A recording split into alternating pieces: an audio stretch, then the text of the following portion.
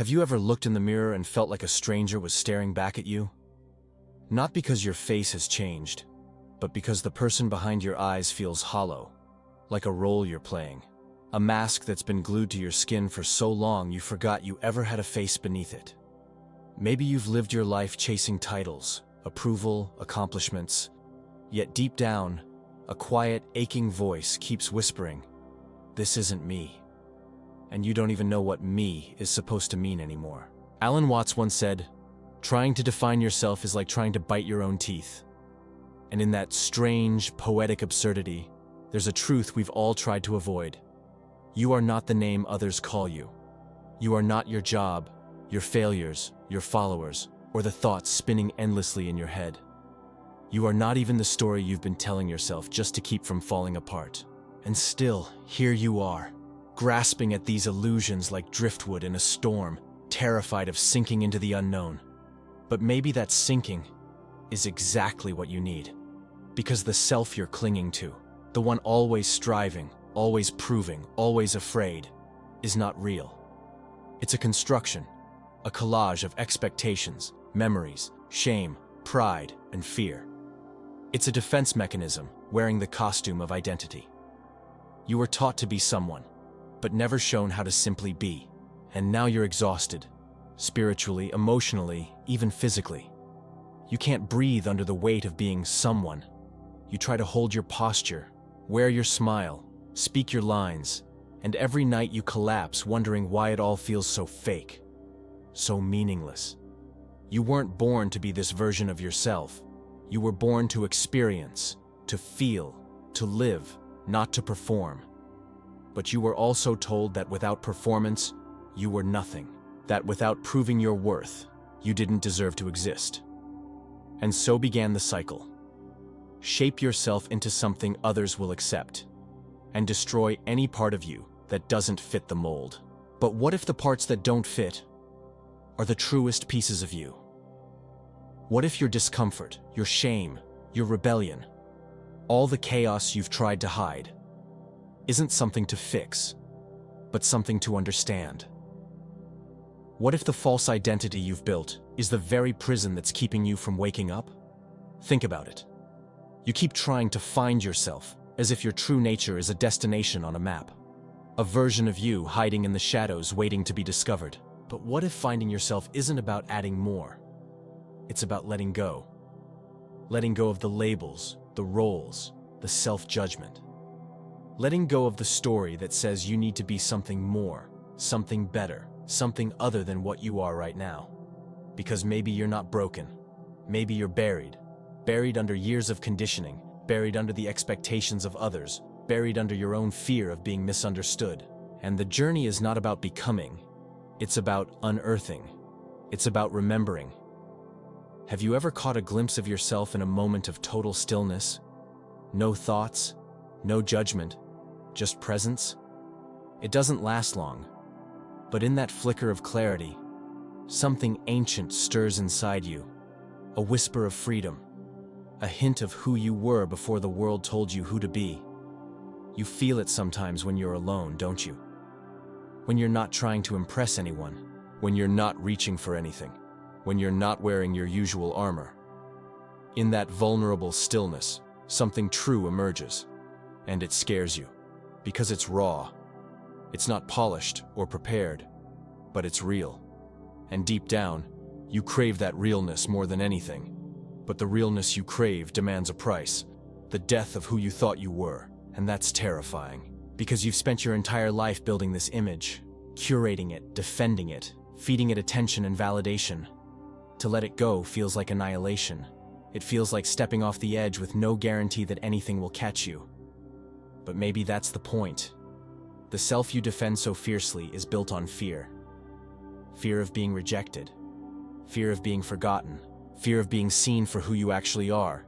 Because what if who you are isn't enough? So you hide behind certainty, behind roles, behind your "I am this" and "I am that." But the truth is, you don't know who you are. And that's not a tragedy, that's freedom. You were never meant to define yourself like a fixed object. You are not a noun, you are a verb, alive, moving, becoming.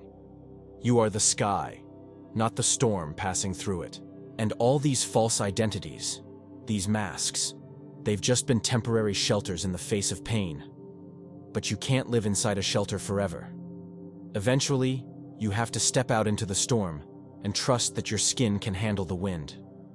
The pain you're running from isn't your enemy. It's your invitation. Pain cracks the shell of illusion. Pain reveals what's real. Pain is what remains when all the distractions fall away. And when you finally stop resisting it, when you sit with it, listen to it, let it move through you, you'll realize something profound. It's not there to destroy you. It's there to awaken you. Have you ever noticed how loud the silence gets when you stop numbing? That discomfort isn't emptiness, it's space. Space that was once stuffed with who you were supposed to be. And now that it's gone, now that the noise has faded, there's room to finally feel. Room to finally hear that quiet inner truth you've been drowning out for years. It doesn't shout. It doesn't demand. It whispers. It waits. And the more you stop pretending, the louder it becomes. This is the real you. Not the version seeking applause. Not the version terrified of being alone. But the one who's been watching silently all along, waiting for you to stop performing. Waiting for you to come home. And maybe you've forgotten what home feels like. Maybe you've been chasing approval for so long you've mistaken attention for love. But deep inside, something sacred is still intact. Something untouched by success or failure. Untouched by image or status. It's the part of you that doesn't need to be improved, only uncovered. Are you starting to feel it? That gentle, persistent ache. The sense that there's more to you than you've allowed yourself to live. That somewhere along the way, you traded your aliveness for security. You traded truth for belonging. And you told yourself that was maturity. That was growing up. But what if it was actually the beginning of your forgetting? You don't need to become anyone. You just need to stop pretending. But letting go of the performance means embracing the silence. And the silence is where all the suppressed fears come to the surface. You'll feel lost. You'll feel empty. You'll feel like everything is falling apart. But what's actually happening is this. The false is dying. The real is rising. And yes, it's going to hurt. Identity doesn't unravel quietly. It screams. It resists. It fights for survival. But don't mistake the pain of unraveling for the pain of failure. It's the pain of being born. Again. And this time, you won't be born from someone else's image. This time, you won't wear someone else's name. You'll emerge from the raw, sacred truth of who you've always been. No filter, no mask, just presence. So I ask you, do you feel this too? That tension between who you are and who you're pretending to be? Tell me in the comments. I want to read your truth. I want to see what you've buried just to feel accepted. I want to know the version of you that the world never got to meet. Because that version matters. You see, the deeper tragedy is not that we wear masks. It's that we forget we're wearing them. We confuse the reflection with the real. We spend years polishing a mirror, hoping that what we see will finally make us feel whole. But a reflection, no matter how clear, can never hold you. It can only mimic you. And you were never meant to live in a mirror. Alan Watts once said, "Trying to define yourself is like trying to bite your own teeth." The self that you're trying so hard to grasp slips through your fingers because it was never a thing to hold. It was never meant to be boxed up and labeled. You are not a brand. You are not your productivity. You are not your trauma. You are not even your thoughts. You are the awareness behind all of it, the stillness beneath the noise. And yet, we chase identity like it's a cure for our emptiness. We stack titles and traits and hopes and wounds on top of ourselves until we feel substantial, until we feel real. But reality doesn't need decoration. It just needs honesty. So here's the truth most people won't tell you. You don't find yourself by building a new identity. You find yourself by shedding the ones you've been clinging to. And what remains is not a perfect version of you. It's not some idealized self with no flaws or doubts. What remains is presence, attention, aliveness. The most authentic parts of you are not loud. They don't demand recognition. They simply are. And they've been there since the beginning, underneath the noise, behind the roles, beneath the endless proving. The problem is, we're so busy chasing meaning that we miss the miracle of being. What if you stopped chasing? What if, for one breath, you allowed yourself to just be, without needing to explain, impress, or justify your existence? What would you feel? What would fall apart? What would remain? The ego panics at that question. It needs control. It needs answers. It needs to know who it is. Otherwise, it feels like death. But what dies in that silence is not you. It's the illusion of you. And what's born is spaciousness, awareness, compassion. You start to see others differently too. Not as threats, not as obstacles, but as mirrors. Each person you meet reflects a part of you. Your fears, your longings, your judgments, your love. And in recognizing that, the lines between you and them begin to blur. You start to realize we're all acting. We're all afraid. We're all trying to be enough. And suddenly, the world softens. You stop needing to win. You stop needing to be right. You stop needing to be seen as strong. Because you finally feel the strength of vulnerability. The power of truth.